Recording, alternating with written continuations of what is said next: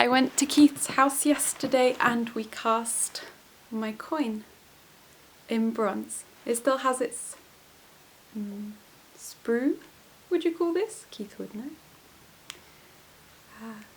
But it's pretty good, right?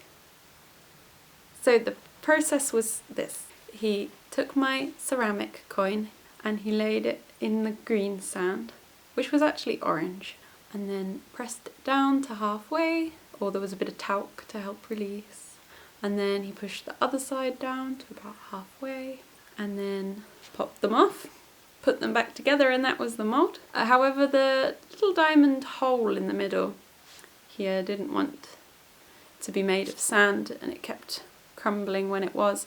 So he made that by putting an insert of some material. I actually forget now what it was, something that could withstand the temperature shock, presumably, evidently. And then he got some scraps of bronze, put them in a crucible, put them in the gas furnace and heated it up to 1200 degrees-ish, which is actually the same temperature that I'm firing my kiln to.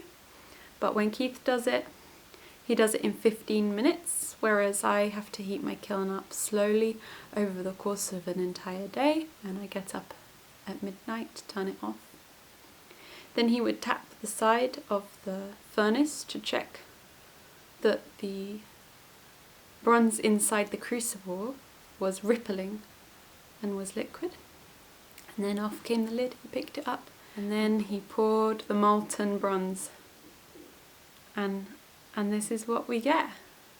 He did two, one where it was flat and it poured from above in, and this one where it was obviously up like that, and this is the channel that poured down in.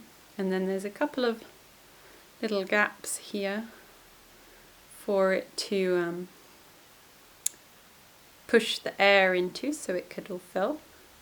And also it has a flashing around the outside where the two parts of the sand meet. Also, my sister gave me a macro lens, which is why I can show you so close up the surface. But then you might criticise the surface and think, oh, it's all pimply and bobbly. And it is a bit pimply and bobbly, but you know, it's only like an inch in size. So when you see it filling a whole screen, you see much more pimples. It needs cleaning up. That's a job for me to do. But I thought I'd show you it like this first. Yeah.